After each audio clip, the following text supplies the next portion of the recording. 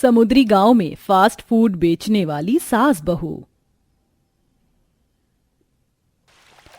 मुझे तो बहुत डर लग रहा है, कहीं ये नाव टूट गई तो हम समुद्र में डूब गए तो। मुझे तो तैरना भी नहीं आता। परेशान मत होइए, मैंने बांस की लकड़ियों को अच्छे से आपस में बांध दिया है। बस थोड़ी देर और फिर हम उस टापू पर पहुंच जाएंगे। हमने जो सोचा है क्या वो हो पाएगा? अगर नहीं हुआ तो हम क्या करेंगे? हमारी जमीन पर तो वो जमींदार कब्जा करके बैठ जाएगा। माँ जी ज्यादा मत सोचिए, सब कुछ ठीक होगा। शिल्पा अपनी सास के साथ बांस की बनाई हुई छोटी सी नाव में बैठकर कुछ सामान के साथ समुद्र के बीचों बीच बने एक टापू पर जा रही होती है। आखिरकार ऐसी क्या मजबूरी थी इन दोनों सास बहू की जो इन्हें इस तरह उस टापू पर जाना पड़ रहा था, और क्यों इन्हें इनकी जमीन छिन जाने का खतरा बना हुआ था? आइए इस पूरी कहानी को समझने के लिए थोड़ा सा पीछे चलते हैं। अरे बहू, सुबह से दोपहर होने को आ गई है।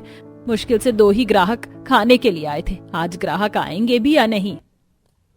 हम किसी और जगह फास्ट फूड का ठेला लगाते हैं। यहाँ पर और भी फास्ट फूड के ठेले वाले हैं, इसलिए सारे ग्राहक हमारे ठेले पर नहीं आते। लेकिन ऐसा ही रहा तो हम अपनी जमीन कैसे छुड़वाएंगे? वो जमीन हमारी रोजी रोटी का सहारा थी। शीतल अपनी बहू के साथ ठेले पर अपने गांव से थोड़ी दूर पर बने एक छोटे से शहर में फास्ट फूड बेचने का काम करती थी।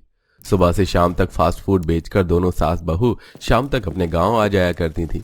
लेकिन कुछ समय से इनकी फास्ट फूड की बिक्री बिल्कुल ना के बराबर होने लगी थी। सुनिए जी, कहीं काम की बात बनी क्या? शिल्पा, काफी जगह बात चलाई है लेकिन कहीं पर भी बात नहीं बन रही है। देखते ही देखते 2 महीने गुजर गए, सिर्फ 4 महीने बचे हैं। अब इन 4 महीनों में हम कैसे इतने सारे पैसों का इंतजाम करेंगे? सब मेरी ही गलती थी, ये सब मेरी वजह से हुआ है। पवन बेटा, तू परेशान मत हो, तू तो हम सबके भले के लिए सब कर रहा था। पवन अपनी छोटी सी जमीन पर खेती करके अपनी माँ और पत्नी का गुजारा चलाता था। लेकिन एक दिन नया काम शुरू करने के चक्कर में पवन ने अपना खेत सेठ माधव के पास गिरवी रखकर कुछ पैसे दिए थे। पवन अपना नया काम तो शुरू कर देता है, लेकिन उसका काम डूबने में ज्यादा देरी नहीं लगती और अब अपने खेत को छुड़वाने के लिए दोनों सास बहू ठेले पर शहर में सबसे ज्यादा खाए जाने वाले फास्ट फूड को बनाकर बेचती हैं। लेकिन अब इनका भी काम बिल्कुल ना के बराबर चलने लगा था। तू बाकी की चीज बना, मैं जब तक बाहर से पानी ले आती हूँ। शीतल पानी का मटका उठाती है और अपने गांव के कुएं के पास जाती है, जहां वो देखती है कि पहले से ही वहां पर गांव के लोगों की काफी भीड़ लगी हुई है। यहाँ तो काफी सारे लोग लाइन लगाकर पानी लेने के लिए खड़े हैं।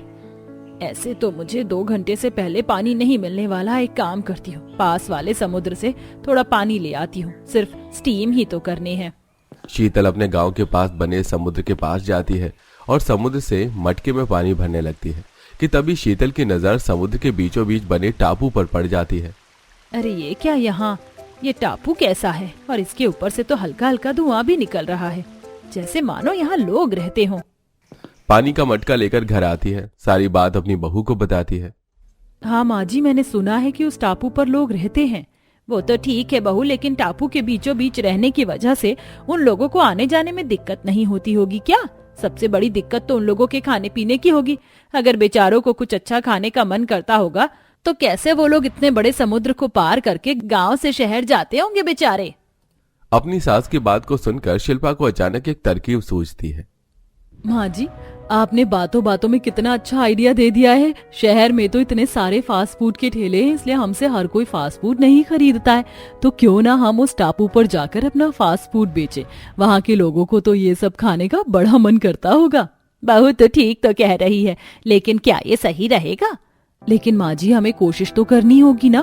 क्या पता यही हमारी कोशिश हमें इस बड़ी मुसीबत से निकाल दे। दोनों सास बहू अपना फास्ट फूड बनाने का सारा सामान लेकर समुद्र के किनारे पहुंच जाते हैं। लेकिन अब उनके सामने सबसे बड़ी परेशानी समुद्र को पार करने की थी। अब हम इस समुद्र को कैसे पार करेंगे? माँ जी, ये तो मैंने सोचा ही नहीं। दोनों सास बहू समुद्र को पार करने का रास्ता सोच रही होती हैं कि तभी शीतल को समुद्र के किनारे लगे कुछ बांस के पेड़ दिखाई देते हैं।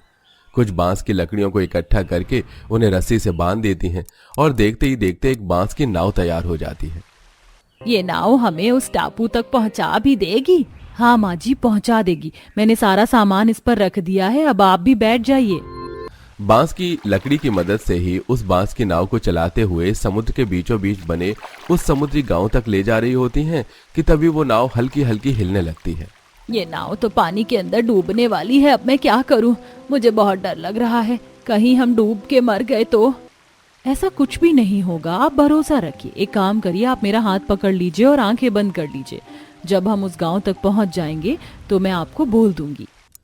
कुछ देर में दोनों सास बहू उस समुद्र के बीचों बीच टापू पर बने हुए गांव तक पहुंच जाते हैं और अब अपना सारा सामान उठाकर गांव के अंदर जाकर जमीन पर चटाई बिछाते हैं और वहां पर अपना सारा फास्ट फूड का सामान रखकर उसे बेचने लगते हैं। आइए आइए और गर्मा गर्म momos, chow mein, finger roll, burger खाइए। ऐसा फास्ट फूड आपने आज से पहले कभी नहीं खाया होगा। सस्ते के साथ साथ मजेदार फास्ट फूड खाइए। दोनों सास बहू को समुद्री गांव में फास्ट फूड बेचते बेचते दोपहर से शाम होने को आई थी, लेकिन कोई भी उनसे फास्ट फूड नहीं खरीदता। हमसे तो किसी ने एक मोमोज तक नहीं खरीदा। ऐसे दिल उदास मत कर, आज नहीं तो कल लोग हमसे जरूर फास्ट फूड खरीदेंगे। दोनों सास बहू अपना सारा सामान बांधती हैं और फिर उसी नाव के सहारे अपने गांव पहुंच जाती हैं। अगले दिन फिर से फास्ट फूड बनाने का सारा सामान लेकर नाव से दोबारा समुद्री गांव में जाती हैं और फास्ट फूड बेचने की कोशिश करती हैं, लेकिन आज भी उनसे कोई भी फास्ट फूड नहीं खरीदता। कम से कम शहर में 2 से 3 प्लेट हमारी बिक्री हो जाती थी, लेकिन यहाँ तो कुछ भी नहीं हुआ माँ जी। अब हम कल से यहाँ नहीं आएंगे। शिल्पा इतना बोल ही रही होती है कि तभी 2 छोटे छोटे बच्चे शिल्पा और शीतल के पास आते हैं। दीदी दीदी, क्या आपके पास मोमोज है? कितने के हैं? हाँ बच्चों, है ना मोमोज, फिंगर, चाउमीन, बर्गर, सब कुछ है। बताओ तुम्हें क्या चाहिए? हम दोनों को 1 प्लेट मोमोज दे दो।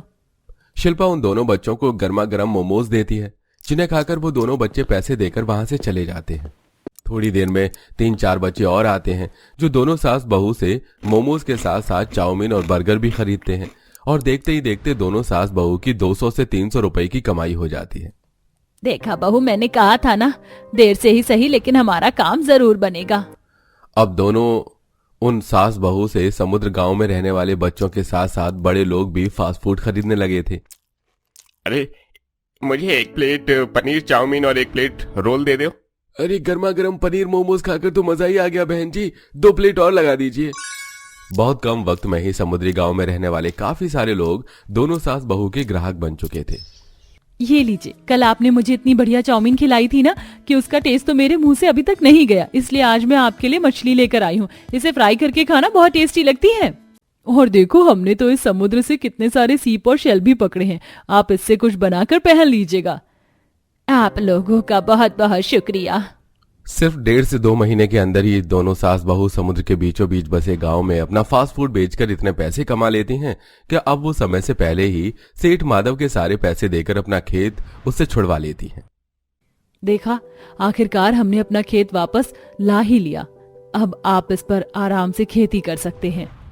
मैं तो कभी सपने में भी नहीं सोच सकता था कि आप दोनों इस तरह समुद्र के बीचों बीच बसे गांव में जाकर फास्ट फूड बेचेंगी और जल्द से जल्द हमारे खेत को उस सेठ के चंगुल से आजाद करवा लेंगी। अब हमारे खेत हमें वापस मिल चुका है। इसलिए अब आप दोनों को रोज समुद्र पार करके उस समुद्री गांव में जाकर यूं फास्ट फूड बेचने की कोई जरूरत नहीं है। शिल्पा, नहीं जी, ऐसा मत कहिए। पता है वहाँ के लोग हमारे फास्ट फूड का कितना इंतजार करते हैं। हम दुकान लगाते नहीं कि लोग लाइन लगा कर खड़े हो जाते हैं। अगर हम ऐसे अचानक जाना बंद कर देंगे तो वो लोग क्या सोचेंगे? शिल्पा बहू बिल्कुल ठीक कह रही है। और भूल मत, इस गांव में फास्ट फूड बेचकर ही हमने पैसे जोड़कर अपना खेत वापस लिया है। तू अपना खेती कर और हम दोनों सास बहू अपना फास्ट फूड बेचने का काम जारी रखेंगे। अपनी माँ और पत्नी के लिए अब पवन एक बहुत मजबूत और बड़ी सी नाव बनाता है, जिसमें अब दोनों सास बहू बैठकर बिना किसी डर के आराम से समुद्र पार करके उस समुद्री गांव तक पहुंचते हैं और रोज अपना फास्ट फूड बेचते हैं और इसी तरह मेहनत करते हुए वो लोग एक अच्छी जिंदगी भी जीते हैं। वेल दोस्तों, आपको किस दुकान का फास्ट फूड खाना सबसे ज्यादा पसंद है? उस दुकान का नाम हमें कमेंट करके जरूर बताइएगा।